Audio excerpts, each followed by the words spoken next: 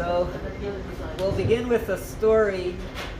Every week we study in the Torah a certain section for that week.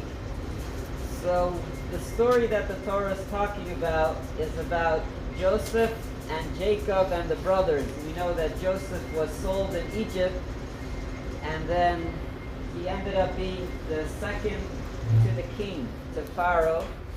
The brothers came down, they needed some food, and ultimately Joseph, he revealed his identity, and he said, I'm really Joseph, I'm your brother. And he said, is my father still alive after so many years being away and being in pain, not knowing where his son was? And he says, rush, bring my father here. I want my father to come to Egypt. So this week in the Torah, we read about Jacob's final years, his last 17 years of his life. And where does he spend his last 17 years? In Egypt, together with his son, together with his family.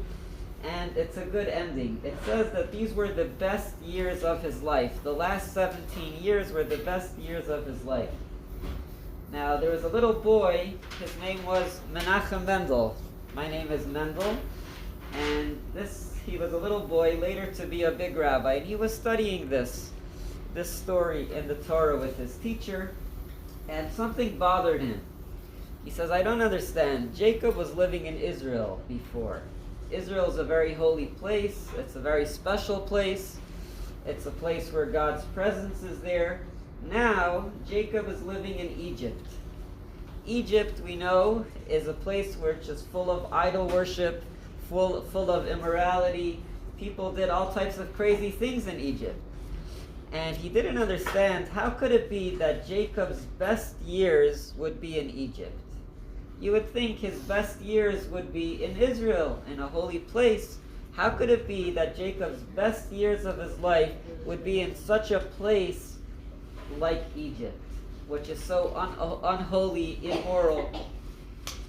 So he asked this question to his grandfather. His grandfather thought about it for a few moments, and he said like this.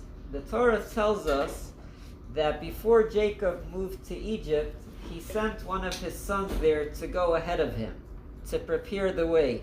When you're moving to a new place, you want to check out the place. You want to make sure everything is good over there. But what was the first thing that Jacob told his son to set out there to prepare ahead of time? What do you think Jacob needed first? Any ideas? If he's sending his son to prepare a place for him, what is very important for Jacob that he should have in Egypt? Water. Money. Money? His Torah. Very good, Torah. That's the right answer. He wanted him to prepare a yeshiva. A yeshiva is a place where people come together and study Torah. And this was the answer that the grandfather said to his grandson. Because he was able to study Torah, he had this place of study of Torah in Egypt.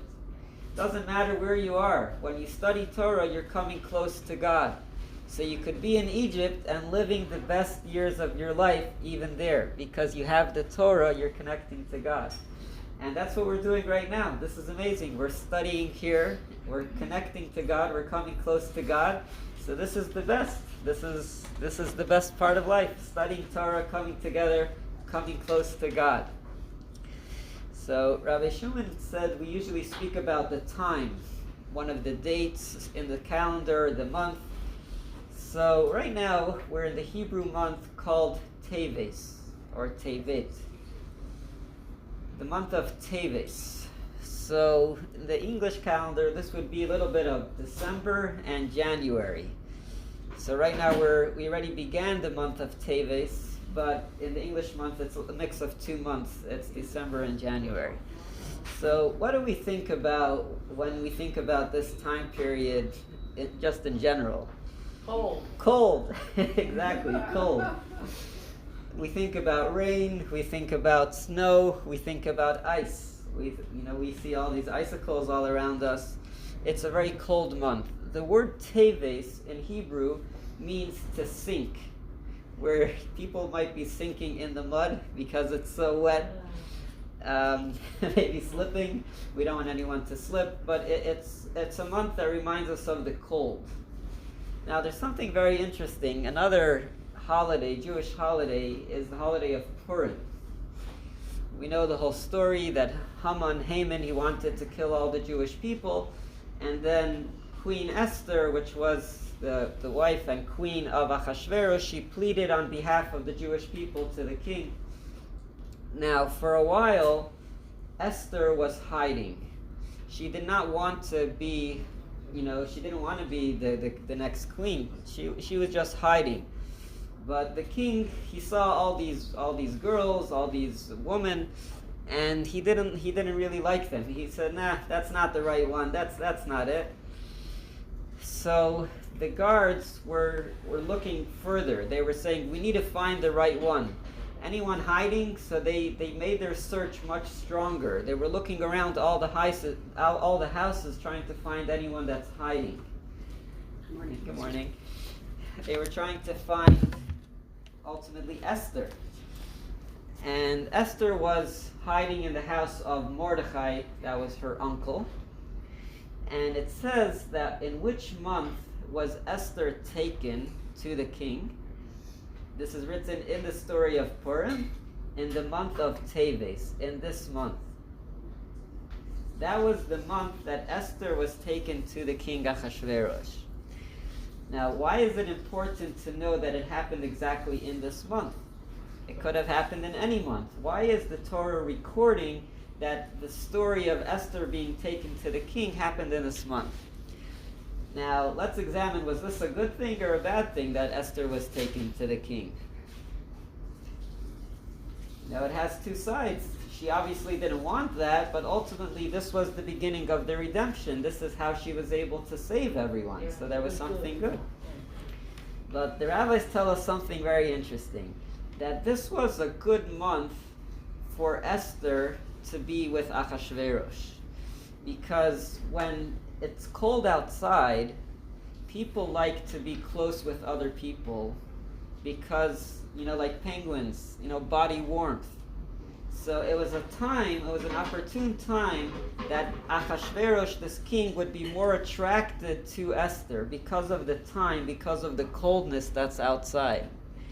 The words that the rabbi used to use is, this is a time where one body derives pleasure from another body. That's what was special about this time.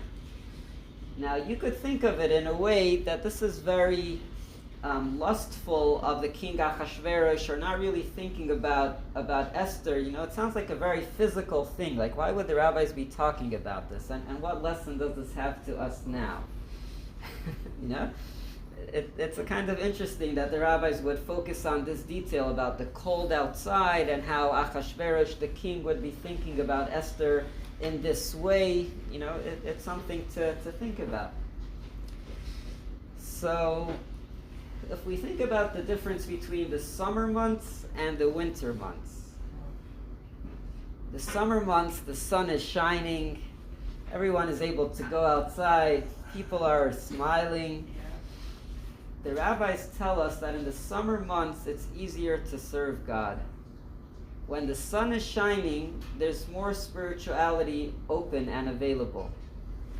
In the winter months, it's more difficult. When it's cold outside, it's actually harder to serve God because of the atmosphere and because there's less revelation of God, of godliness. It's harder to connect in a way. So what do? What's the focus in the winter months? In the summer months, we focus on our soul. On the winter months, we focus on our body. On our body. Which means we have two parts of us. In Hebrew, it's called the neshama, the soul, and the guf. That's the word for the body is guf, like goofy, right? So that's the word for body, guf. In the summer, we focus more on our soul, and on the winter, we focus more on our body. What does that mean? In the winter, we dress warmer, right? We protect our body. We make sure our body is healthy and strong. right? We try to eat hot foods or make sure that our body is strong. On a deeper level, that means that things that are connected, we serve God not only with our soul, but we serve God with our body. How do we serve God with our body? When we eat, we thank God for the food. That's serving God with our body. When we make some money, we give to charity. That's serving God with the physical, not with the spiritual. It's not something which is from the inside. It's using something from the world, from the body, and serving God with that.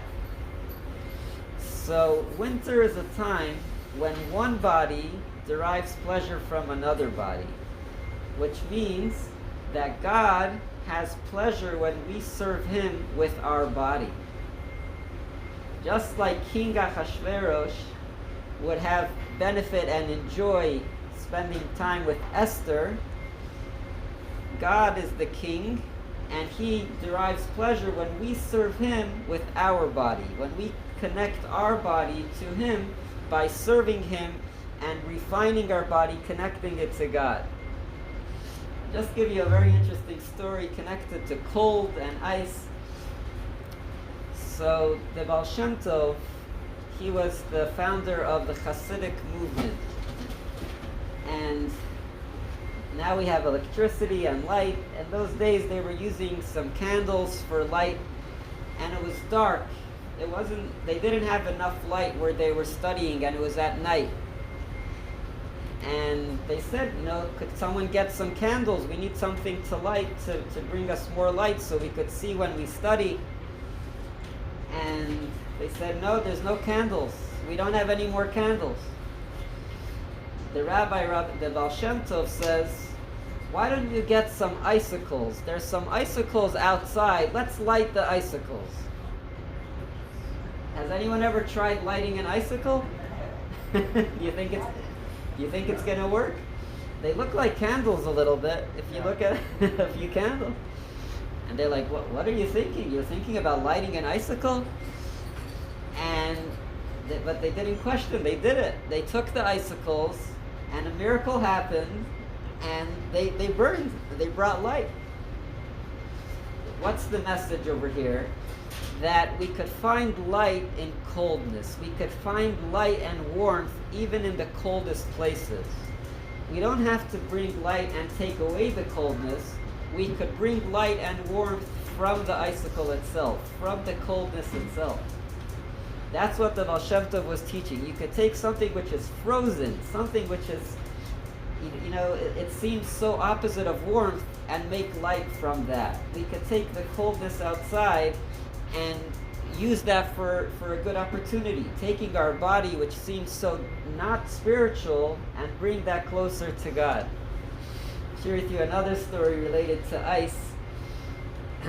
There was a rabbi that used to go every morning he had to go to the synagogue, and he would walk over a little hill that would bring him to his destination where he had to go to. But it was very slippery outside, so most people went around the hill, tried to go in a way that you wouldn't have to, go up and down. But this rabbi, he went straight. He just would go right up the hill, and the place was full of ice. It was super slippery. And someone else, some smart Alex, they're like, this rabbi is not so great. Let's try this. And they just went the same path that he did, and they just slipped and hurt themselves badly. They came over to the rabbi afterwards and asked him, how did you do that? How were you able to walk straight and so fast and not fall? So he told them something very powerful. When you're connected above, you don't fall below. He was holding on to something. Not physically, but he was connected above. And that's the same idea over here, that when we're connected to God, we don't fall on the ice. We don't become saddened because it's cold outside. We're always connected, so we don't slip. We turn the icicles into something warm. Now, speaking about the dates that we have in this calendar, this week there is the 10th of Teves, which is going to be this Tuesday. The 10th of Teves is a Jewish fast day. It's a day where Jewish people don't eat or drink. And this is because many years ago, the king Nebuchadnezzar, the king of Babylonia, he laid a siege on Jerusalem on this day.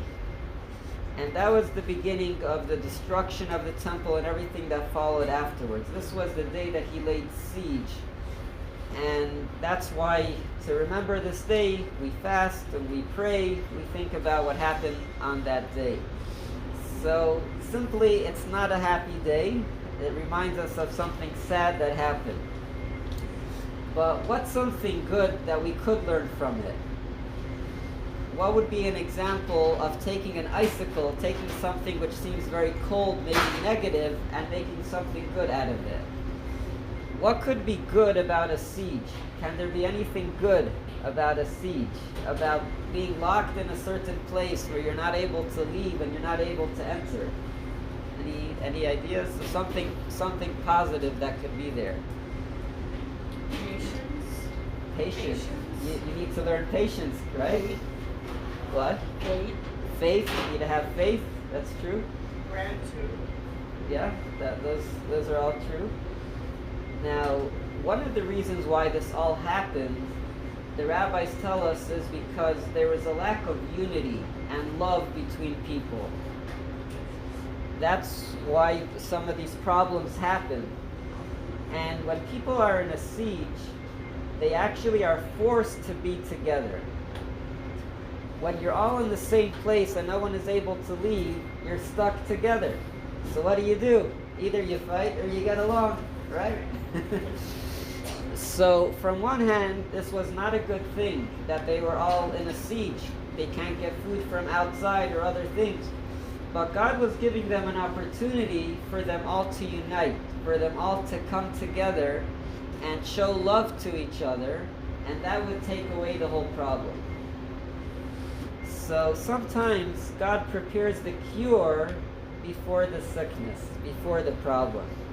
So before anything else would happen after the siege, just the fact that they're all together in the same city, together, that was supposed to unite them, that was supposed to create more love together.